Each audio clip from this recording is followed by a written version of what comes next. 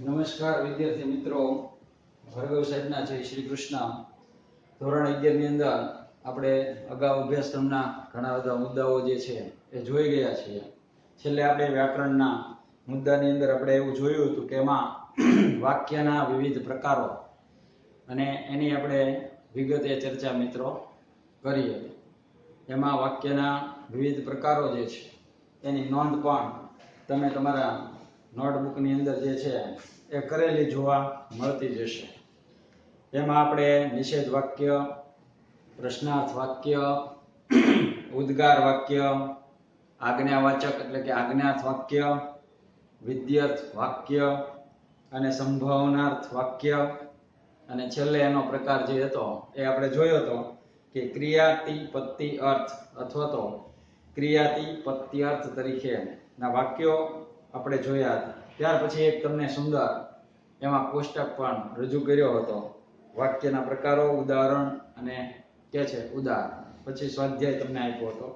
હવે આપણે કાવ્ય નંબર 13 નો અભ્યાસ કરવા જઈ રહ્યા છીએ. અભ્યાસક્રમની અંદર વિષય ગુજરાતી, વિષયાંગ, એની અંદર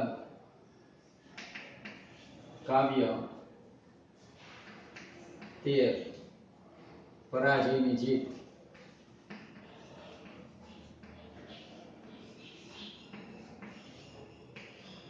એના વિશે આપણે અભ્યાસ કરવાનો છે. આ કાવ્ય લખ્યું છે પ્રહલાદ પારેખ.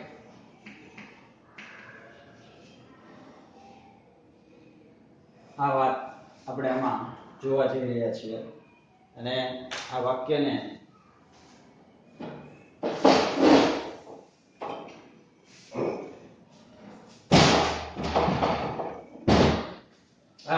અહીંયા આગળ મૂકેલું જે કાવ્ય છે એ કાવ્યના પરાજયની જીત પ્રહલાદ પારેખ વિશે આપણે આજે એ કાવ્ય વિશે વિગતે અભ્યાસ કરવાના છીએ.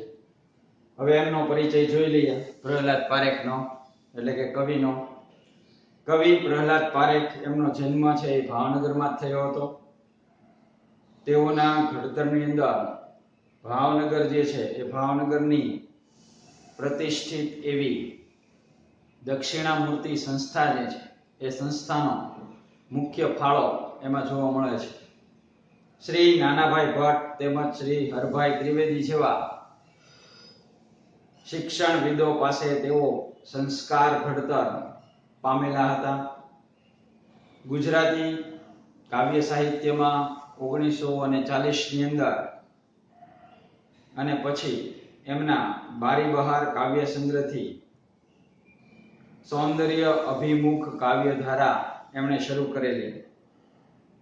બારી બહાર સંગ્રહની બીજી જે આવૃત્તિ છે એ આવૃત્તિ એમના સરવાણી કાવ્ય સંગ્રહના કાવ્યોમાં સમાવિષ્ટ કરવામાં આવેલી હતી. ઉમાશંકર જોશીની પ્રસ્તાવનાનો લાભ અને ખાસ કરીને પ્રકૃતિ અને માનવ પ્રેમના ગીતો જે છે તેમને છંદબદ્ધ રીતે સુંદર કાવ્યો, ઇન્દ્રિય ગ્રાહ્ય અભિવ્યક્તિ તેમજ નિરાળી લય સમૃદ્ધિથી એમાં વિશેષ ધ્યાનપાત્ર બન્યા છે. ઉમાશંકર જોશીની પ્રસ્તાવનાનો લાભ આ કાવ્ય સંગ્રહને સારી રીતે પ્રાપ્ત થયો છે. રાજકુમારની શોધમાં તેમજ કરુણોના સ્વયંવર જેવી દીર્ઘ બાળ વાર્તાઓ પણ આ ગુજરાતી સાહિત્યને એમણે આપી છે. તો આ એમનો હતો ટૂંકો પરિચય. હવે કાવ્યની અંદર શું વિષય વસ્તુ છે એની ટૂંકમાં સમજ મેળવીએ કે કવિ પ્રહલાદ પારેખે પ્રસ્તુત ખંડ કાવ્યમાં પરાજયની જીત કાવ્યનો સાહિત્ય પ્રકાર ખંડ કાવ્ય છે, યાદ રાખજો. શ્રી કવિ પ્રહલાદ પારેખે પ્રસ્તુત ખંડ કાવ્યની અંદર કલિંગના યુદ્ધને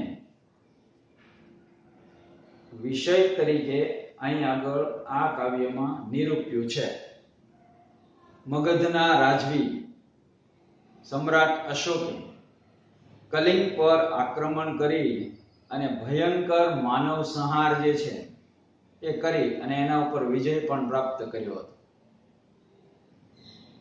સમ્રાટ અશોકે કલિંગ નગરી પરનો પોતાનો વિજય પ્રત્યક્ષ નિહાળ્યો.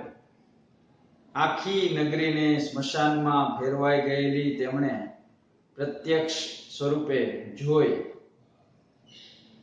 ધરતી ઉપર સર્વત્ર મૃત માનવ દેહો જ છવાયેલા હતા. જાણે સમ્રાટની વિજય ગાથા આ શબોની લિપિમાં લખાઈ રહી હતી. આવો માનવ સંહાર જોતા સમ્રાટ અશોકનું હૈયું પશ્ચાતાપ અનુભવી રહ્યું છે. જે વિજયથી માનવીના હૈયા ન જીતી શકાય અથવા તો ન જીતાય તે જીતને જીત કેમ કહેવાય? આવું એના હૃદયની અંદર એક હૃદય પરિવર્તન પસ્તાવો થઈ રહ્યો હતો. યુદ્ધની બર્બરતા જોઈને, યુદ્ધની ભયંકરતા જોઈને, અને વળી એને કોઈ દી એને મનમાં એવો ઉમળકો આવ્યો કે કલિંગ ઉપર મેં જે વિજય પ્રાપ્ત કર્યો છે તો લાવને હું જરા એમને મારી નજરે સમક્ષ જઈ અને જોઉં તો ખરો કે સમ્રાટ અશોકની તલવાર જે છે એને કેવી રીતે વિજય પ્રાપ્ત કર્યો. પરંતુ તે ત્યાં જાય છે. આડેધડ બધા શબો પડ્યા છે.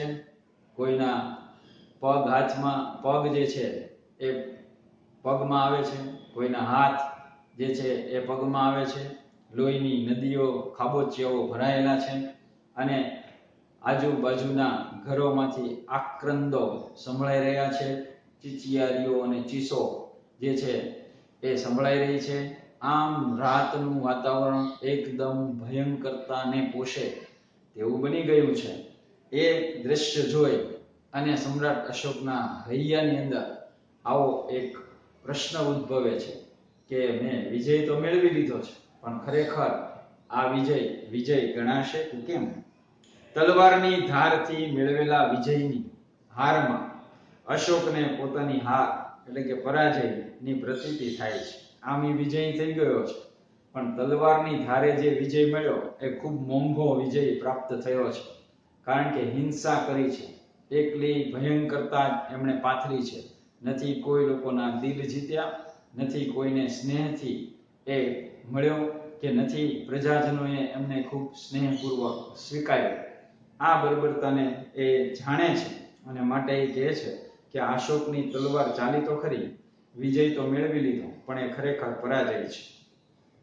અશોક ખડગથી મતલબ તલવારથી સત્તા વિસ્તારવાની લાલચને છોડી દે છે અને હિંસાનો ત્યાગ કરી અને છેલ્લે હૃદય પરિવર્તનની પ્રવૃત્તિ થતા અશોક જે છે, જે ક્રૂર કહેવાતો હતો રાજવી, લોકો એનાથી ડરતા હતા, એ લોકો પાસેથી છીનવી લેતો, એ લોકોને ડરાવતો અને એને યુદ્ધ કરવું એ તો સાવ ભાજી મૂળા જેવી વાત હતી. એટલે એવો ક્રૂર હતો. એમાંથી ઓચિંતું ઈશ્વરની કૃપા થવાને કારણે એમનું હૃદય પરિવર્તન થવા પામ્યું અને એને હિંસાનો ત્યાગ કરી દીધો અને અહિંસાનો માર્ગ એને સ્વીકાર્યો છે. ઊંડા મનોમંથન એને કર્યું અને પછી સમ્રાટ અશોકે કરુણાને પ્રબોધતા બૌદ્ધ ધર્મનો અંગીકાર કર્યો. બૌદ્ધ ધર્મ એમણે સ્વીકાર્યો. જગતભરની અંદર કરુણા અને અહિંસાનો સંદેશ ફેલાવ્યો. આમ આ કાવ્યમાં ગંભીર વિષયની પસંદગી હોવા છતાંય, કેમ કે યુદ્ધ જેવો વિષય છે તો એ ગંભીર વિષય જ ગણાય અને એની પસંદગી પણ કરી છે. કેન્દ્રવર્તી ચરિત્રનું મનોમંથન. કેન્દ્રવર્તી ચરિત્રનું મનોમંથન મતલબ અશોક સમ્રાટનું જે ચરિત્ર આમાં આપવામાં આવ્યું છે એમનું મનોમંથન, એમના ભાવોનું નિરૂપણ. એ ક્રૂર હતો પણ માનવીય ગુણ, એના અંદરના સદગુણો છે એ પણ એટલા જ જોવા મળતા હતા અને સદગુણે એક સારો વિચાર આપી દીધો તો એ ક્રૂર, એ હિંસક, એ ડરાવણો છે, જેનામાં કહેવાય કે દયાનો છાંટો નહીં એવો ક્રૂર સમ્રાટ અશોક, જેને આખું ભારત જીતી લેવું હતું, દરેક ભૂમિ પોતાની જેને કરી લેવી હતી, એવા મનસુબા સાથે યુદ્ધ કરવા નીકળ્યો હતો. એટલે એને માટે તો આ થવું બહુ આશ્ચર્યચકિત છે. પણ છતાંય ઈશ્વરની કૃપાથી એને હિંસા છોડી દીધી. અહિંસાનો માર્ગ ખૂબ સરળતાથી એને અપનાવી લીધો અને એ અપનાવીને એમનું જે ભાવ નિરૂપણ છે એ ભાવ નિરૂપણ અને એને અનુકૂળ છંદોની પસંદગીના કારણે આ ખંડ કાવ્ય ખૂબ જ આસ્વાદ્ય બની રહેલું આપણને જોવા મળે છે. તો આ રીતે આપણને એ જોવા મળે છે. એના થોડાક શબ્દાર્થો જે છે એ આપણે જોઈ લઈએ.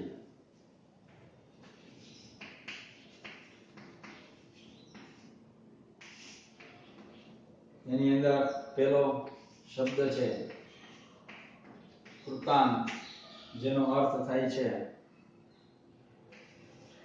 યમ, કાળ, મૃત્યુ. પછી તાંડવ શબ્દ આપ્યો છે, એનો અર્થ થાય છે શિવનું નૃત્ય અથવા તો ભયંકર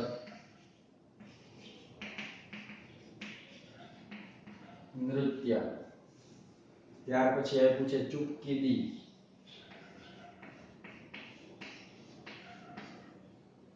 એટલે મૌન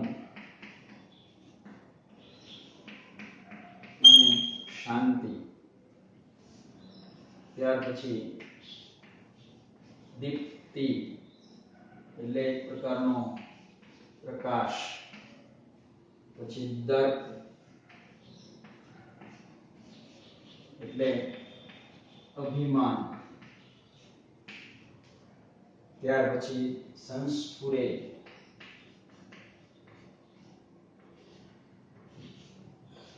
સંસ્ફુરે મતલબ એકાએક સૂઝવું.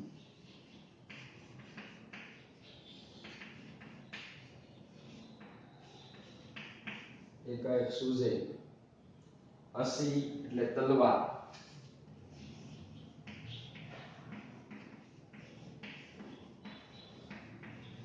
અને ખડક પણ કહેવાય. પછી મશાલજી,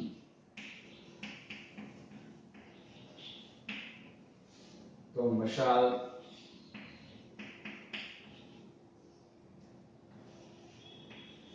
ધરનારો. પછી ગાથા એટલે કથા. પછી ભૂપ એટલે સમ્રાટ અશોક માટે વપરાયેલું આ સંબોધન છે, રાજા. પછી ભેંકા, એનો મતલબ થાય છે ભયાનક. પછી લાવા એટલે જ્વાળામુખીમાંથી.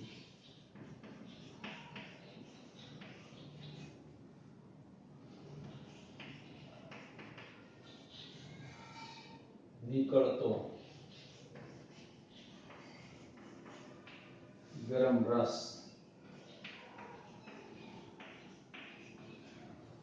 પછી ઇંગત, ઇંગિત, એનો મતલબ થાય ઈશારો અથવા સંકેત.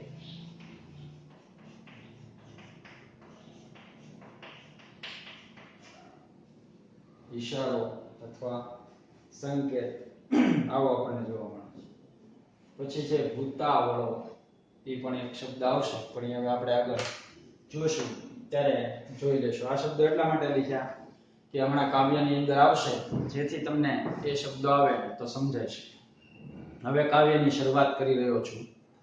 થયું ખતમ યુદ્ધને સકલ શોર તેનો શેમો. યુદ્ધ પૂરું થઈ ગયું, એનો કોલાહલ, હાથીના ચાલવાનો ધમધમ અવાજ, ઘોડાનો દોડવાનો, એના ડાબલા વાગવાનો અવાજ, મારો મારો, કાપો કાપો, તલવારે તલવારના અવાજ, તલવાર અને ઢાલનો અવાજ, આવા બધા શોર બકોરો યુદ્ધ પૂરું થતા જ શમી ગયા. કલિંગ પડ્યું અશોક નૃપ પામ્યો છે જય.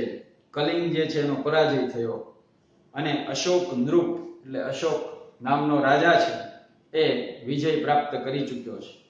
ભયંકર હતી લડાઈ, કઈ નાની સૂની તો નહોતી જ, લડાઈ તો લડાઈ જ હોય ને, અને એ તો ભયંકર જ હોય. કોઈ દિવસ લડાઈ જે છે એ હિતાવહ હોતી નથી, અને અંતિમ જે બધા જ રસ્તાઓ જ્યારે બંધ થઈ જાય છે ત્યારે એ રસ્તો અપનાવવામાં આવે છે યુદ્ધનો. કે છે ભયંકર હતી લડાઈ સહુ નાદ શસ્ત્રો તણા, એની અંદર બધાના શસ્ત્રોની સાથે શસ્ત્રો અથડાય અને એમના નાદ એટલે કે અવાજ પુકારાતા હતા. ભયાનક હતા અવાજ. કૃતાંત કરતો તહીં તાંડવ. કૃતાંત શબ્દ જે છે એ આપણને જોવા મળે છે. કૃતાંત એટલે ત્યાં યમ, કાળ, મૃત્યુ એકબીજાના મસ્તક ઉપર ચડીને બેઠા હતા. કાપો કાપો, મારો મારો, એ જ નાદ સંભળાતા. તાંડવ શિવનું નૃત્ય, પણ અહીંયા આગળ આપણે લેવાનું છે ભયંકર. આવું યુદ્ધનું નૃત્ય ખેલાઈ રહ્યું હતું. કે છે ભયંકર હતી લડાઈ સહુ નાદ શસ્ત્રો તણા. ભયાનક હતા કૃતાંત કરતો તહીં તાંડવ, ત્યાં ભયંકર પ્રકારના યુદ્ધ ચાલી રહ્યા હતા. એની અંદર મૃત્યુ, મેં કહ્યું તે પ્રકારના નાદ અને ભયંકર નૃત્ય ચાલી રહે છે. આગળ કહે છે બધાય મધુરા સ્વરો જીવનના ગયા તા ડૂબી. જેટલા મધુર લાગતા જીવન જીવવાની જેની ઉત્કંઠા હતી, જેની અપેક્ષા હતી, સારું જીવન જીવવું એવી જેની મનોકામના હતી, એ બધું જ ડૂબી ગઈ.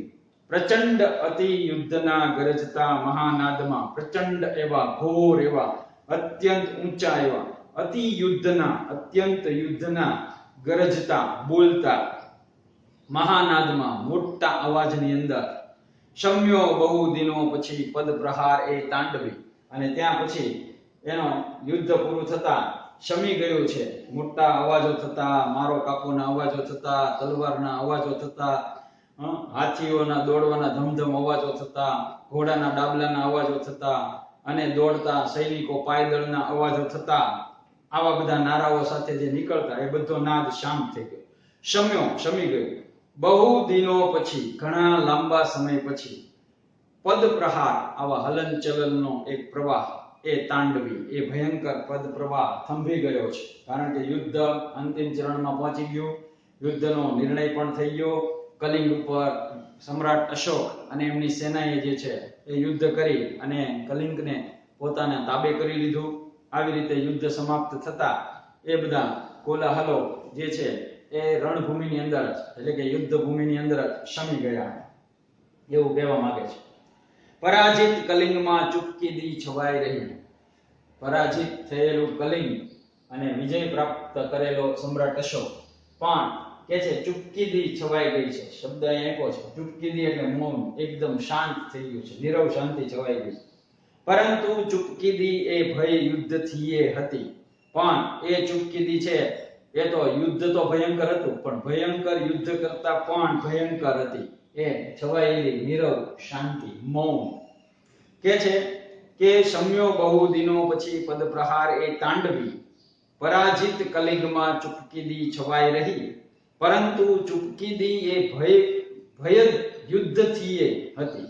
એ ચૂપકીદી છે એ ભયંકર યુદ્ધ કરતા પણ ભયંકર હતી એમ કહે છે.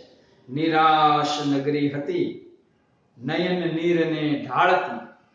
આખી નગરી છે એની અંદર જ્યારે યુદ્ધ નહોતું થયું તો લોકો કોલાહલથી, આનંદથી જીવતા હતા. પ્રસન્નતાની કિકિયારીઓ સંભળાતી હતી. એકબીજા જે છે સ્નેહપૂર્વક અને સ્નેહની ભાષા બોલતા હતા. પરંતુ યુદ્ધ સમયે આ બધું જ છીનવાઈ ગયું હતું અને પરિણામે નગરી સાવ નિરાશાની ગર્તામાં એ જે છે એ ડૂબી ચૂકી હતી. નિરાશ નગરી હતી નયન નીરને ઢાળતી. આંખમાંથી સતત પાણી વહેરાવતી હતી. બિન સહાય એ, આજે કલિંગની સહાય કોઈ આવે એવું કોઈ જોવા મળતું નહોતું. એકદમ બિન સહાય, કરુણ આજ તેની સ્થિતિ. આજે એ કલિંગની સ્થિતિ એકદમ કરુણાજનક હતી. સમૂળ ઉખડી ગયેલ મૃદુ વેલ શીએ પડી. કોઈ પણ કોમળ એવી વેલ હોય અને મૂળમાંથી ઉખાડી અને એક બાજુએ મૂકી દીધી હોય એવી રીતે કહે છે કે આ કલિંગની અંદર જે યુદ્ધ થયું, જે ભયંકરતા પૂર્વકનું, બર્બરતા પૂર્વકનું યુદ્ધ થયું, એને અશોક સમ્રાટ જે છે એ સમ્રાટ અને એમના સૈનિકોએ કલિંગને જે છે આવી રીતે એક વેલની માફક ઉખેડી અને ફગવી દીધું હતું. અતિ બિન સહાયે કરુણ આજ તેની સ્થિતિ, સમૂળ મૂળ સાથે, ઉખડી ગયેલ મૃદુ, ઉખડી ગયેલી સાવ કોમળ, મૃદુલ એટલે કોમળ, વેલશી વેલની માફક, એ પડી કોણ? તો કે નગરી. કઈ નગરી? કલિંગ નગરી. વાગોળે છે વિજય શિબિરે આજ સમ્રાટ તેના, વિજય પોતે પોતાના યુદ્ધ પૂરું કરી દીધું, વિજય મેળવી લીધો અને એ વિજય થયેલો અશોક સમ્રાટ પોતાના તંબુમાં પાછો ફરે છે અને શિબિરે આવી અને વાગોળે છે કે કેવી સરસ યુદ્ધ થયું. વાગોળે છે વિજય શિબિરે આજ સમ્રાટ તેના, દીપ્ત તેના નયનમહી છે, કારણ કે જીત મળી ગઈ છે અને જીત મેળવી લેતા અશોક સમ્રાટની આંખોની અંદર એક પ્રકાશ જોવા મળે છે. દીપ્તિ એટલે પ્રકાશ ત્યાં જોવા મળે છે. દીપ્તિ તેના નયનમહી છે, દર્પ કેરી ભરેલી, એની આંખની અંદર એક પ્રકારનો જુસ્સા સાથેનો એક પ્રકાશ જોવા મળે છે. પણ એ પ્રકાશ પાછો શેનો છે?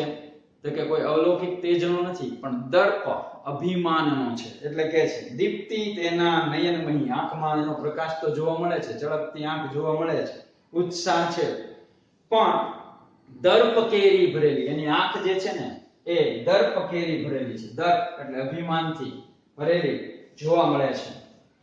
અને કે છે પોતે અંદર વિચારે છે, જાઉં જાતે વિજય નૃપને સંસ્ફુરે ઉર્મી એવી. આજે એના મનની અંદર એવો વિચાર આવ્યો, આટલા બધા એમને યુદ્ધ કર્યા હતા પણ ક્યારેય એને આવો વિચાર આવ્યો નહોતો. જો કદાચ અગાઉ આવો વિચાર આવી ગયો હોત તો એ વેલો બુદ્ધ ધર્મ જે છે એ અંગીકાર કરે. પરંતુ આપણે કહીએ છીએ તેમ કે દરેક વ્યક્તિને દરેક વસ્તુ માટેનો ચોક્કસ સમય હોય છે અને ઈશ્વર જ્યારે ધારે છે ત્યારે એ કાર્ય કરીને રહે છે અથવા તો કરાવીને રહે છે. તો આટલા બધા યુદ્ધ એ સમ્રાટ અશોકે તો અગાઉ લડી ચૂક્યો હતો, પરંતુ આજે જ વળી એને પોતાનો વિજય જે છે એ સૌથી વધુ ઉત્સાહ લાગે છે, આંખમાં ચમક છે, મનમાં અભિમાન છે અને જાણે આજે પોતે એવું જોવા માંગે છે કે હું સમક્ષ એટલે કે હું પોતે રૂબરૂ જઈ અને આજે યુદ્ધ જે છે જીત્યું છે એ મારી જીત જોઉં તો ખરો. જાઉં જાતે વિજય નૃપને સંસ્ફુરે ઉર્મી એવી. આજે એના મનના ભાવો એવા ઉભા થયા કે હું જાઉં અને જાતે જોઉં કે અશોક સમ્રાટે પોતાની તલવારથી આ કલિંગ નગરીને કેવી રીતે ધરાશાયી કરી દીધી છે. જાઉં જાતે મગધ અસીની ધાર છે તીક્ષ્ણ કેવી. અને જઈને જો કે આ મગધના રાજા અશોક સમ્રાટની અસીની ધાર છે, અસીની એટલે તલવારની ધાર છે, તીક્ષ્ણ કેવી, કેવી તીક્ષ્ણ છે એ જોવા જેવું છે. અહીં લખ્યું છે અસી, તલવાર અને ખડા. હવે દ્રશ્ય આગળ જાય છે.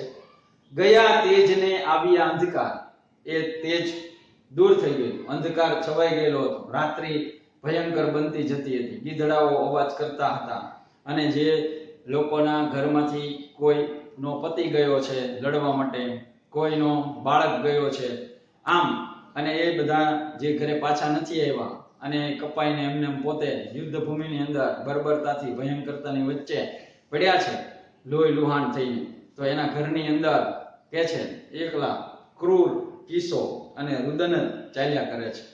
ગયા તેજને આવ્યા અંધકાર, નહીં ભેદ કિંતુ કલિંગે લગા. પણ કલિંગ નગરીની અંદર કાંઈ ફેર ન પડે. સૂર્ય ઉદિત થાય, તેજ આવે તો પણ હવે એમાં કોઈ આનંદ, ઉત્સાહ કે જીવવા જેવી કોઈ બાબત બાકી રહી નથી. અને અશોકે એ આખું બધું ઉજાડી નાખ્યું છે અને ભયંકરતા લાવી દીધી છે. એટલે કહે છે કે કલિંગની જે રાજધાની છે તો કલિંગ જે રાજ્ય છે એની અંદર એનો કોઈ તફાવત આજે પાડી શકાય એવું નથી. ગયા તેજને આવ્યા અંધકાર, નહીં ભેદ કિંતુ કલિંગે લગા. આ કલિંગ નામની નગરીની અંદર સહેજ પણ કોઈ પ્રકારનો ભેદ છે એ જોવા મળતો નથી. લગા એટલે સહેજ પણ. હતો આજ એવો ઉરે ને બહાર, આજે એના મનની અંદર, હૃદયમાં અને બહાર. જુએ એક અંધારને એ અપાર, એક અંધકારને એ અપાર, જેનો કોઈ પાર ન આવી શકે એટલા સુધીનો અંધકાર અંધકાર અંધકાર છવાયેલો છે. નિહાળવાને નિજ જીત જાતે, પોતે પોતાની જીતને જોવા માટે થઈને, નિજ એટલે પોતાની, જીત એટલે જીતેલી નગરી કલિંગને જાતે અંધારામાં એ નગરી સ્મશાન, અંધારામાં એ નગરી ડૂબાયેલી પહેલેથી જ છે અને સ્મશાન બની ગયેલી એ નગરી છે. એને રાજા પ્રવેશે, રાજા જોવા માટે પ્રવેશે. કરવા પ્રકાશ મશાલચીઓ લઈ કંઈક સાથ, અને આગળ અંધકાર છે એટલે પ્રકાશ કરે તો એ મશાલચીઓ હાથમાં મશાલ લઈને આમ આગળ ચાલે અને એનો પ્રકાશ પડે એની પાછળ રાજા ચાલે. તો અહીંયા લખ્યું છે મશાલચી એટલે મશાલ હાથમાં ધરનારો. એવા મશાલચીઓને આદેશ આપ્યો અને પોતાની જીત રાત્રિના સમયે આવી ભયંકર રાત્રિમાં એ જોવા માટે, નિહાળવા માટે અશોક સમ્રાટ પોતાના સૈનિકો સાથે, મશાલચીઓ સાથે જાય છે. મશાલચીઓ લઈ કંઈક સાથ, કેટલાક મશાલચીઓને સાથે લઈ. કોઈ બીજું હતું ના ત્યાં રાજા ને સૌ મશાલચી, ત્યાં બીજું કોઈ જ નહોતું. બે મશાલચીઓ અને થોડા ઘણા એમના સૈનિક. કોઈ બીજું હતું ના ત્યાં રાજા ને સૌ મશાલચી. પડે છે પંથ પોતાને શબોની વચમાં થઈ. પોતાનો માર્ગ છે એની વચ્ચે તો પગમાં કોઈના હાથ કપાયેલા આવે છે, કોઈના પગ કપાયેલા આવે છે, કોઈનું ધડ આવે છે કપાયેલું, કોઈનું માથું પગમાં ચડે છે અને લોહીથી ભરેલા ખાબોચિયાઓ છે. પડે છે પંથ પોતાને, પંથ એટલે માર્ગ, શબોની વચમાં થઈ, શબોની વચ્ચે થઈને. શબોના શબ્દમાં ગાથા લખાઈ ભૂપ જીતની. આમ શબોના શબ્દની અંદર આખી અશોક સમ્રાટની જીતની કથા, ગાથા એટલે કથા, લખાઈ રહી છે. અહીંયા લખ્યું છે ગાથા એટલે કથા, એ આજે લખાઈ ચૂકી છે. રાજમાર્ગે મહોલ્લામાં આખી એ નગરી ભરી. શેનાથી ભરી છે? શબોથી. રાજમાર્ગની અંદર તે શબો, મહોલ્લામાં એટલે કે શેરીઓમાં શબોના ઢેર લાગ્યા છે. આમ આખી નગરી એનાથી ભરપૂર છે. ડાબે ને જમણે આંખો ફેરવી ભૂપ વાંચતો. ડાબી બાજુ જોતો જાય છે, જમણી બાજુ જોતો જાય છે, પણ એકલી બર્બરતા જ છે યુદ્ધની. ડાબે ને જમણે આંખો ફેરવી ભૂપ વાંચતો. ઉકેલે જેમ એ તેમ જયનો અર્થ જાગતો. એ જે રીતે ઉકેલે છે એવી રીતે એના હૃદયમાંથી એનો ભાવ વિજય પ્રત્યેનો જાગતો હતો. રાજા આજે અનુભવ કરે. રાજાએ પહેલી વાર આવી રીતે પોતે પ્રત્યક્ષ વિજયને જોવા માટે યુદ્ધ પછી નીકળ્યો છે. એટલે રાજા આજે અનુભવ કરે, એ પોતે અનુભવ કરે છે. અંતરે કો અપૂર્વ, પોતાના અંતરની અંદર, અંતરાત્માની અંદર કોઈ દિવસ નહોતો કરેલો એવો અનુભવ અપૂર્વ એ આજે કરી રહ્યો છે.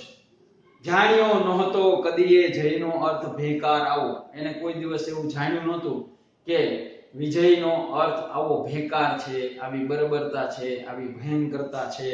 આવું એને કોઈ દિવસ જોયું જ નહોતું. આ પ્રથમ એમનો પ્રયત્ન હતો.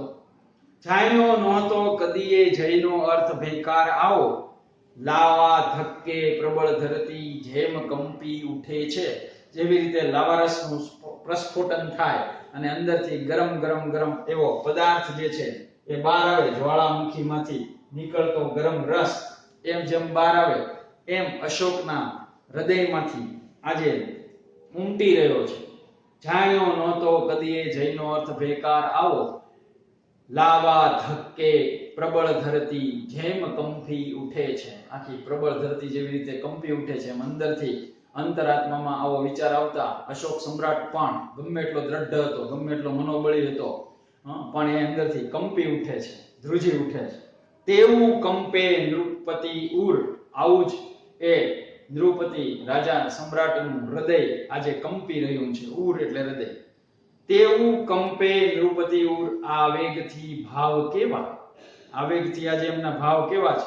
જેના જોરે કઠણ પડ હૈયા તણા સર્વ તૂટે. જેના જોરથી જે ક્રૂરતા છે, જેની અંદર ભયંકરતા છે, જેની અંદર હિંસાનો ભાવ છે, એ બધા પડ એના ઉપર જે હૃદય ઉપર અત્યાર સુધી બંધાયેલા હતા, ગંઠાયેલા હતા, એ આવેગથી આ ભાવ આજે ઉદ્ભવી રહ્યા છે. જેના જોરે કઠણ પડ હૈયા તણા સર્વ તૂટે, અને તૂટી પડે છે. જોવાની જઈને ઈચ્છા હવે ના નૃપને રહી. હવે એને આગળ જોવું નથી. આગળ હજી એનો વિજય છે એ વિસ્તૃત રીતે જોવો નથી, પણ જે એને કાંઈ જોયું છે એનાથી એમનું હૃદય કંપી ઉઠ્યું છે. એના હૃદયની અંદર એક સદભાવ જાગ્યો છે, એક કરુણા જાગી છે, અને એને એમ થયું કે મારી આ તલવારની એટલી બધી ભયંકરતા, અને કે છે આવી રીતે પ્રાણ લીધા છે, માટે કે છે ઉર કે આંખ તેની આ શકેના જીતને સહી. એમનું હૃદય હવે કંપી ઊંચું છે, ધ્રુજી ઊંચું છે, અને ઉર એટલે હૃદય, અને આંખે પણ એ આ બર્બરતા, આ ભયંકરતા યુદ્ધની જોઈ શકતો નથી, ના સહી શકે. ક્ષણાર્ધ પાય થંભ્યાને, થોડીક ક્ષણ એમના પગ જ્યાં ઊભો છે ત્યાં ને ત્યાં સ્થિર થઈ ગયા. પડ્યું ચિત્ત વિમાસણે, એના મનની અંદર વિચારોએ ભમળ લીધું, ભમળ થવા લાગ્યું, વિચારવા લાગ્યું, અને વિમાસણમાં પડી ગયું ચિત્ત. ચાલો સૌ શિબિરે પાછા, અને પછી તરત જ આવું કહ્યું પોતાના મશાલચીઓને અને પોતાની સાથે વિજયને જોવા માટે આવેલા બીજા બધા જે સૈનિકો હતા એમને અશોક સમ્રાટે પોતાના ચિત્તની અંદર કંઈક વિચાર્યું, વિમાસણ ઊભું થયું, વ્યાકુળતા આવી ગઈ, અંદરથી હૃદય ધ્રુજવા લાગ્યું, અને આ વિજયને વિજય ગણે કે પરાજય એવી વ્યાકુળતા સાથે એ પોતે આદેશ આપે છે, ચાલો સૌ શિબિરે પાછા, બધા મારી સાથે શિબિર તરફ પ્રયાણ કરો. ભૂપ આજ્ઞા પછી કરે, આવી રીતે રાજાએ આજ્ઞા પછી કરી. મશાલચીઓ સૌ મૂઢ થાતા, મશાલચીઓ છે એ તો ઘડીક સ્તબ્ધ થઈ ગયા, કેમ કે અશોક સમ્રાટ આવો ક્રૂર એવો રાજા, અને જે કોઈ દિવસ પરાજયમાં માને નહીં, અને આવી રીતે માણસોને કાપવા એ તો એમનો જે છે એ રોજનું થઈ ગયું, અને આવી બર્બરતા જોવી એ પણ રોજનું થઈ ગયું. પણ આજે આવો આદેશ આપ્યો, એના પગ થંભી ગયા, હૃદયની અંદર વ્યાકુળતા જોવા મળી, એના ભાવ મુખ ઉપર મશાલચીએ અને એના સૈનિકોએ જોયા, અને આવો આદેશ અશોક સમ્રાટ આવો આદેશ આપે છે કે હવે ચાલો શિબિરમાં, મારે હવે બહુ જીત નથી જોવી, હવે મારે આવા બર્બરતા ભરેલા, ભયંકરતા ભરેલા દ્રશ્યો નથી જોવા. તો એને નવું લાગે છે એટલે કે છે મશાલચીઓ સૌ મૂઢ થાતા, આશ્ચર્યચકિત થયા. ક્રિયા કશીએ સમજ્યા ન ભૂપની, આ ક્રિયા કેવી રીતે થઈ અને રાજાએ શા માટે આપણને આવો આદેશ આપ્યો એ કોઈ સમજી ન શકે. પરસ્પરે ઇંગતીથી જ પૂછતા, રાજાની દેખતા તો કઈ એકબીજાને જોરથી પૂછાય નહીં, ન સમજાય તોય તે, એટલે ઇંગતીથી પૂછતા,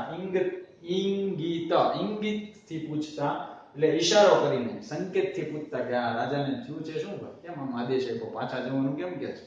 તો એ કે છે કે પરસ્પરે ઇંગિતથી જ પૂછતા, અરે થયું શું, સમજે છે તું કઈ, એકબીજાને પૂછતા કે આને શું થઈ ગયું છે, રાજા આવો આદેશ કેમ આપ્યો છે, તું કઈ સમજે છો, એનો ભાવ, એનું કહેવાનું.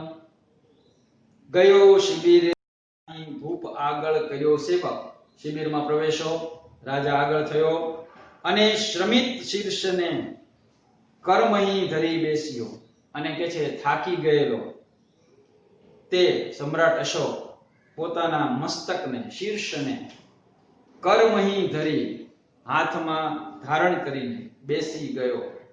કર્યા નયન બંધ તોય અળગી કરી ના શક્યો, આંખ બંધ કરી છતાં પણ જે બર્બરતાના, ભયંકરતાના જે દ્રશ્યો એ જોઈને આવ્યો હતો એની આંખ સામેથી હટતા ન હતા. ભયંકર ભૂતાવળો વિજય દ્રશ્યની કિંતુ એ, ભયંકરતા, બર્બરતા અને ભૂતાવળતા ના વિજયના જે દ્રશ્ય હતા એ દ્રશ્યથી, કિંતુ પરંતુ એ એટલે સમ્રાટ અશોક, હજારો હૈયાને નિજ નિજ તણી સૃષ્ટિ સહમે, હજારો હૈયાને પોતે પોતાના તણી સૃષ્ટિ સહમે, અરે સહર્યાને જીવિત ઉર ખંડેર કર્યા, આ બધા થોડી ક્ષણો પહેલા જીવતા જાગતા, હરતા ફરતા અને સ્નેહપૂર્વક વાણી બોલતા એનો મેં ઘડીભરની અંદર સંહાર કર્યો, અને કે છે ખંડેર કરી નાખ્યો. મહત્તા એ મારી, શું આ મારી પોતાની મહત્તા છે, વિજય મુજે, ખરેખર શું આ મારો વિજય છે, સમ્રાટને શોભે એવો વિજય છે. ગૌરવ ગણું, આ વિજય મને મળ્યો છે, આ જીત જે મેં મેળવી છે એને શું હું ગૌરવ ગણી શકું. આમ પોતે પોતાના અંતરાત્મામાંથી ઊભા થતા ભાવો અને અંદરથી ઊભા થતા પ્રશ્નો, એ પોતાના જે નિર્ણય એને લીધેલો હતો યુદ્ધ માટેનો, અને યુદ્ધ કર્યા પછી, બર્બરતા જોયા પછી આ પસ્તાવાનું કારણ જે થયું છે એનું જે આત્મવિશ્લેષણ એ કરે છે, એમાંથી આ પ્રશ્નો એમને થાય છે કે મહત્તા એ મારી, વિજય મુજે, આ જ વિજય મારો છે, ગૌરવ ગણું અને આ વિજય ઉપર હું ગૌરવ લઉં, અને એ ભૂમિની ઉપર જઈ મારો જય ચણું અને એ ભૂમિ ઉપર જઈ અને મારા વિજયની પતાકા લહેરાવું. અજંપો ઉગ્ર રાજાના હૈયાને આજ રહે દમી. આવો અજંપો, આવી વ્યાકુળતા એ રાજાના હૈયાને આજે ઉગ્ર રીતે દમન કરી રહી છે. ભારે એ અંતરે આજ જયનો ના શકે ખમી. આજ ભાર છે એ એમના હૃદય ની અંદર ઉમટ્યો છે અને આ ભાર એ પોતે સહન કરી શકે એમ જોવા મળતું નથી. એ ભાર છે વિજય પ્રાપ્ત કર્યાનો. હારી જાય તો સમજી શકાય કે વ્યાકુળતા આવે, એ ભાર એ સહન ન કરી શકે, પણ અહીંયા તો એમને વિજય મળેલો છે અને સમ્રાટ અશોક કલિંગ ઉપર વિજયી થયેલો છે, પણ છતાંય આજે એને ભાર સ્વરૂપ લાગે છે. ભાર એ અંતરે આજે જયનો ના શકે ખમી. ઘડી ઉઠે ઘડી બેસે ફરે છે શિબિરે પડી. કે છે કે ઘડીક ઊભો થાય છે, ઘડીક બેસે છે, ફરે છે શિબિરે ઘડી, આમથી તેમ. એને ક્યાંય અંતર આત્માની અંદર વ્યાકુળતા જ દર્શાવવામાં આવી છે, ક્યાંય એને સંતોષ કે શાંતિ પ્રાપ્ત થતી નથી. એનો જ જય આવ્યો છે આજ એના પર ચડી. એનો જ વિજય છે એ જ આજે એમનો પરાજય થઈ એમના ઉપર આવી રીતે હાવી થઈ ગયો છે. જે જીતે નવ જીત્યા મનુજના હૈયા, નહીં જીત એ. હવે પોતે અંતરાત્મામાંથી વિચાર પ્રેરાય છે અને વિચારે છે કે જે જીતે નવ જીત્યા મનુજના હૈયા, નહીં જીતે. ખરેખર જે જીત મેં મેળવી છે એ જીતે મનુષ્યના હૈયા, હૃદયને નથી જીત્યા, તો એ જીત હું શું જીત ગણી શકું ખરો? જે જીતે રચિયા મસાણ. જે જીતથી મસાણ રચાયા છે, સ્મશાનમાં આખી નગરી પલટાઈ ગયેલી છે.